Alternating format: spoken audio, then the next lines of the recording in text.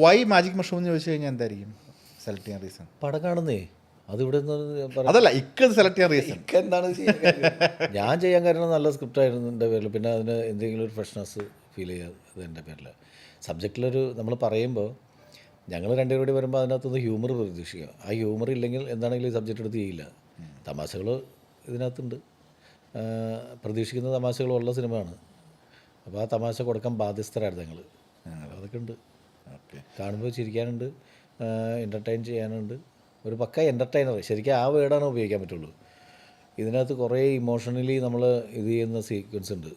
നമുക്ക് തന്നെ ഭയങ്കരമായിട്ട് ഇഷ്ടവും വിഷമവും ഇതൊക്കെ തോന്നുന്ന തരത്തിലുള്ള കുടുംബ ബന്ധങ്ങളെക്കുറിച്ച് പറയുന്ന സീക്വൻസ് ഉണ്ട്. അല്ലാതെ ആദ്യം തൊട്ട് അവസാനം വരെ കുറേ തമാശ പറഞ്ഞുകൊണ്ടിരുന്നിട്ടുണ്ടെങ്കിൽ തമാശകൾ കേൾക്കില്ല. വെറുതെ തമാശ സിനിമയല്ല ഇത്. ഇവർ ഈ തമാശ പറഞ്ഞേക്കുന്നതിൽ ഇങ്ങനെയും എന്ന് പറയുന്നൊരു ഫാക്ടർ ജനം പറയണമെങ്കിൽ നമ്മളങ്ങനെ പണിയെടുത്തിട്ടുണ്ട്. അങ്ങനെ പറയാൻ സാധ്യതയുള്ള സിനിമയാണെന്ന് തോന്നുന്നു. നമ്മൾ ഈ പടത്തിനെ പറ്റി പറയുമ്പോൾ ഇതിലെ പ്രൊഡ്യൂസർ അഷ്റഫ് പിലാക്കൽ, ഇപ്പം അദ്ദേഹം ഇതിന് മുൻപ് ചെയ്ത സിനിമകളുണ്ട്, അദ്ദേഹം അതിലൊക്കെ അഭിനയിച്ചിട്ടുണ്ട്. നല്ല രസകരമായിട്ട് അദ്ദേഹം ചെയ്യുന്നതുമാണ്. വളരെ കലാസ്നേഹിയാണ്. അപ്പം അദ്ദേഹം ഇതിലത്തൊരു എനിക്ക് തോന്നുന്നു ഞാൻ കണ്ടിട്ടുള്ള വെച്ചാൽ അദ്ദേഹം വളരെ സീരിയസ് ആയിട്ടുള്ള റോളുകൾ ചെയ്യുന്നതാണ്. കാരണം അദ്ദേഹത്തിൻ്റെ ഒരു ലുക്കൊക്കെ വയസ്സ് ഒരു പോലീസ് അല്ല, ആ ഒരു ഇമേജാണ് പുള്ളി കാണുമ്പോൾ കിട്ടുന്നത്. പക്ഷേ ഇതിൽ സിറ്റുവേഷനിൽ വരുന്നൊരു കോമഡി കഥാപാത്രം ഒരു മൂഡാണ്. എങ്ങനെയാണ് ആ ഒരു പ്ലേസ്മെൻറ്റ് വന്നത്? അദ്ദേഹത്തിന് അങ്ങനെ നിർബന്ധമൊന്നും ഉണ്ടായില്ല. കാരണം വെച്ചാൽ എൻ്റെ അടുത്ത് പറഞ്ഞത് ഈ സിനിമ സംഭവിക്കുമ്പോൾ അതിൽ കാരണം അഭിനയിക്കാൻ ആഗ്രഹമുള്ള ആൾക്കാരിൽ ഒരാളാണ് അഭിനയിക്കാൻ. കാരണം പണ്ട് ആർട്ട് അസിസ്റ്റൻ്റായിട്ട് വന്ന് ചെറിയ ചെറിയ വേഷങ്ങൾ ചെയ്തേക്കുന്ന ആളാണ്. അപ്പോൾ എല്ലാവരെയും പോലെ അദ്ദേഹത്തിന് അഭിനയിക്കാനായിട്ടൊരു ആഗ്രഹമാണ്. പക്ഷേ ഇതിനകത്ത് ഒരു മോശമല്ലാത്തൊരു കഥാപാത്രം മോശമല്ലാത്ത രീതിയിൽ അദ്ദേഹം ചെയ്തിട്ടുണ്ട്. അതിന് നമുക്ക് സിനിമ കാണുമ്പോൾ അറിയാൻ പറ്റും. അതെ, റിയൽ പാഷൻ, സിനിമയോട് പാഷനുള്ള ഒരാളാണ് പുള്ളി. അപ്പം നമ്മുടെ ഈ സിനിമയിൽ എല്ലാവരും കേട്ടോ, എല്ലാ ഡിപ്പാർട്ട്മെൻറ്റിലും വർക്ക് ചെയ്യണം, നമ്മളെല്ലാവരും പാഷനേറ്റായിട്ട് സിനിമയെ കാണുന്ന ആൾക്കാരാണ്.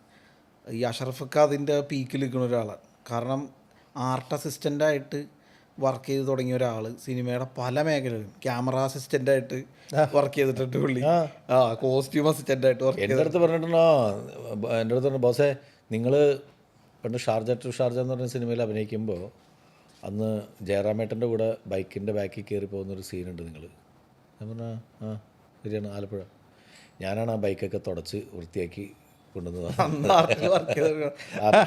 അല്ല, അങ്ങനെ ഒരാൾ ഭയങ്കര ഇതൊക്കെ കഴിഞ്ഞ് നാളെ ദുബായിലൊക്കെ പോയി കാശുണ്ടാക്കിയാൽ തിരിച്ച് വീണ്ടും സിനിമയിലേക്ക് തന്നെ, അതുകൊണ്ട് പിന്നെ സിനിമയിൽ ഇൻവെസ്റ്റ് ചെയ്യാന്ന് പറയുന്നത് പാഷൻ കൊണ്ടാണ്. അങ്ങനെ പുള്ളി ഇപ്പം എത്ര സിനിമ ചെയ്ത്. അപ്പം ഇങ്ങനൊരു സിനിമ ഇത്ര സ്കെയിലൊരു പടം ചെയ്യുമ്പോഴും എനിക്കതിലൊരു നല്ല വേഷം വേണമെന്നാണ് പൊതുവെ വിചാരിക്കുക. ഇത് പുള്ളി ഇതിൽ പുള്ളി അഭിനയമോഹിയാന്ന് പറഞ്ഞിട്ട് ഇക്ക തന്നെ പുള്ളിക്ക് ഒരു ചെറിയ വേഷം അത് വായി തന്നെ ചെയ്യുന്ന അങ്ങനെ ചെറിയൊരു വേഷമാണ് പുള്ളി ചെയ്തിട്ടുള്ളത്. പാർട്ടിസിപ്പേഷൻ മാത്രമേ ഇപ്പോൾ അത്രയും ചിന്തിക്കാൻ പറ്റുള്ളൂ അതിൽ. പിന്നെ നമുക്ക് വേണ്ടിയിട്ട് ഈ സിനിമയിൽ ശങ്കർ മഹാദേവൻ, ശ്രേയ ഘോഷൽ, ഹനാൻഷ, ചിത്ര ചേച്ചി ഇവരൊക്കെ പാടുന്നതെന്ന് പറയുമ്പോൾ ഈ നല്ല എക്സ്പെൻസീവാണ് പാട്ടുകാർക്ക് കൊടുക്കേണ്ട കാശ്. അതൊക്കെ ഇങ്ങനെ ഒരു സിനിമയ്ക്ക് വേണ്ടിയിട്ട് നമ്മൾ പറയുമ്പോൾ ഞാൻ മ്യൂസിക് ഡയറക്ടറായിട്ട് നിന്നിട്ട് നമ്മൾ ചെയ്യുന്ന പാട്ടുകൾ പിലാക്കല നമുക്ക് ഇത് ചെയ്യുന്നത് ബസ് എന്താണെന്ന് വെച്ചാൽ ചെയ്തു എന്ന് പറഞ്ഞിട്ട് നമുക്ക് ഫ്രീഡം തരിക. ശങ്കർ സാറിനും ശ്രേയ ഘോഷലിനെ കൊണ്ടും ചിത്ര ചേച്ചിനോടൊക്കെ പാടിക്കാനുള്ള കാശ് മുടക്കാനായിട്ടുള്ളൊരു പ്രൊഡ്യൂസർ എന്ന് പറയുന്നത് സിനിമയ്ക്ക് വേണ്ടിയിട്ട് അതിൻ്റെ നന്മയ്ക്ക് വേണ്ടിയിട്ട് കൂടെ നിൽക്കുന്ന ആളാണ്. അദ്ദേഹത്തിൻ്റെ ഇത് കണക്ട് ചെയ്ത് എനിക്ക് മുന്നേ പറഞ്ഞൊരു ടോപ്പിക്ക് ആണ് എൻ്റെ അത് ജോയിൻ ചെയ്യാൻ തോന്നുന്നത്. കാരണം ഒരു ഉത്സവത്തിൻ്റെ സീക്വൻസ് എടുക്കാൻ വേണ്ടിയിട്ട് ഇരാറ്റുമായിട്ട് സെറ്റ് ചെയ്ത് ക്രെയിൻ കൊണ്ടുവന്ന് റോഡ് അത്രയും സെറ്റ് ചെയ്തിട്ട് അത് കംപ്ലീറ്റ്ലി പൊളിച്ച് മറ്റൊരു സ്ഥലത്തേക്ക്, അത് എത്രത്തോളം സാമ്പത്തികമായിട്ട് ഉള്ള ഒരു നഷ്ടം അത് ഷൂട്ട് നടന്നില്ലെങ്കിൽ നമുക്ക് അറിയാലോ, ഊഹിക്കാമല്ലോ. അപ്പം അന്നേരമൊക്കെ ഇത്രയും അത് അനുവദിക്കുന്ന ഒരു പ്രൊഡ്യൂസർ എന്ന് പറഞ്ഞാൽ തീർച്ചയായിട്ടും നമുക്കത് അപ്രീഷിയേറ്റ് ചെയ്യേണ്ട ഒരു പാഷനാണ്. സിനിമയുടെ വിജയത്തിന് വേണ്ടിയിട്ട് കൂടെ നിൽക്കും, സിനിമയ്ക്ക് വേണ്ടിയിട്ട് കാശ് ചിലവാക്കണം. അദ്ദേഹത്തിന് യാതൊരു പണിയുണ്ടായില്ല സിനിമയ്ക്ക്. അപ്പോൾ തീർച്ചയായിട്ടും നമ്മളുടെ കടമ എന്താണെന്ന് വെച്ചിട്ടുണ്ടെങ്കിൽ നല്ലൊരു സിനിമ സംഭവിക്കട്ടെ എന്ന് പ്രാർത്ഥിക്കണം. അതിൻ്റെ അകത്തുള്ള യൂണിറ്റുകളിൽ എല്ലാവരും പ്രാർത്ഥിച്ചു. കാരണം വെച്ചിട്ടുണ്ടെങ്കിൽ എല്ലാവർക്കും 10 ദിവസത്തെ ബാറ്റ് അഡ്വാൻസ് കൊടുത്ത മനുഷ്യനാണ്. അതായത് 50 ദിവസം മൊത്തം ഷൂട്ടിംഗ് ഉണ്ടായിരുന്നു. 40 ദിവസമായപ്പോൾ തന്നെ ഫുൾ പേയ്മെൻറ്റ് സെറ്റിൽ ചെയ്തു എല്ലാവർക്കും. ഷൂട്ടിംഗ് തുടങ്ങുന്നതിന് മുമ്പ് തന്നെ ആദ്യത്തെ 10 ദിവസത്തെ പൈസ കൊടുത്തു. 10 ദിവസം കഴിഞ്ഞപ്പോൾ നെക്സ്റ്റ് 10 ഡേയ്സിൻ്റെ പൈസ അഡ്വാൻസ് അങ്ങനെ സെറ്റിൽ ചെയ്താണ്. ഓക്കെ, അപ്പം എല്ലാവരും വളരെ ഹാപ്പി ആയിട്ട് വിരിഞ്ഞൊരു ലൊക്കേഷനാണ് ഉറപ്പായിട്ട്. ഈ ജാഫ്രിക്കയുടെ ഒരു ക്യാരക്ടറിനെ പറ്റി പറഞ്ഞു കഴിഞ്ഞാൽ ഇക്കയുടെ സിനിമകളിലൊരു സാന്നിധ്യമാണ്. അല്ല, നിങ്ങൾ വർഷങ്ങൾക്ക് മുന്നേ അറിയുന്ന ആൾക്കാരാണ് ശരിക്കും. ആ ഒരു സൗഹൃദം എങ്ങനെയാണ്? ജാഫർ ഇടുക്കിക്കാരനാണ് ശരിക്കും. ഇടുക്കി ജാഫർ എന്നാണ്. പണ്ട് മിമിക്രിയിൽ ഉണ്ടായിരുന്ന സമയത്ത് അഭിയും കാര്യങ്ങളൊക്കെ ഉള്ള സമയത്ത് ജാഫർ ഞങ്ങളുടെ പരിപാടികൾ കാണാൻ വേണ്ടിയിട്ട് വന്നിട്ടുണ്ട്. ജാഫർ സൗണ്ട് ഓപ്പറേറ്റ് ചെയ്യുമായിരുന്നു.